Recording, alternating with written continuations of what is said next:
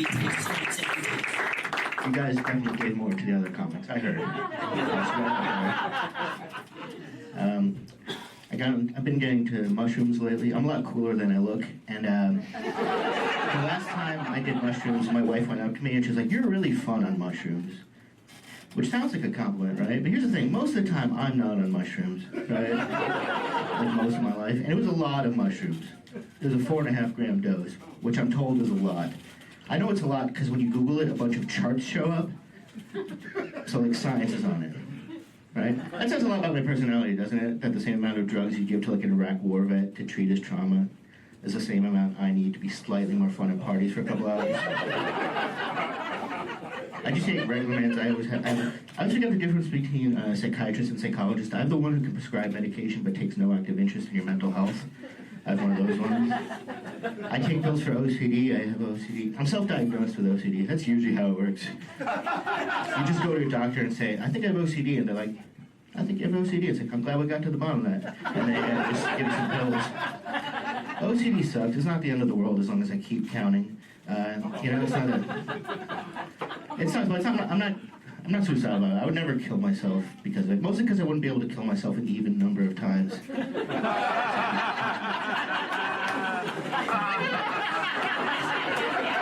Half committed to a cause, right? That's not what you guys. People don't take it seriously as a disease.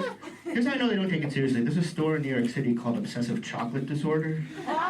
You guys get it? It's like my mental illness, but for candy. Right? I actually opened up a taco store called Post-Traumatic Salsa Disorder, so I do quality takes off. I'm not much of a drinker. Everybody who's an alcoholic, I think it's funny when people like quit drinking, but then they resent sobriety. Like my friend's like alcoholic, and I was like, "Hey man, what's it like being sober?" He's like, "Oh my god, it's so boring being sober." Like, "Oh, I'm sorry, getting custody of your kids isn't the party you thought it'd be." Maybe stick this one out of it, you know.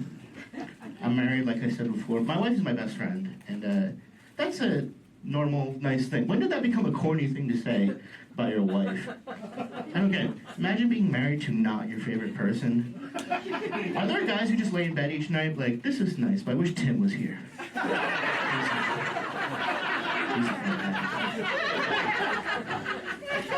I'm Jewish. It's not a great time to be Jewish, not like the rest of history, right? It's a little tense right now.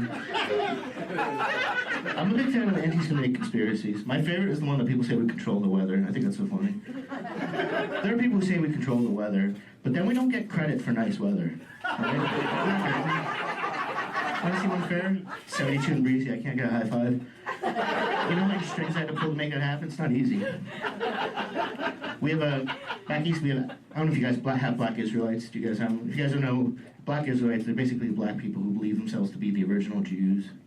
And like, I think it's fascinating because I read up about them. They were formed in the U.S. in the 1880s. Isn't that wild? Imagine 20 years after slavery ends being like, "Let's give this Jew thing a try."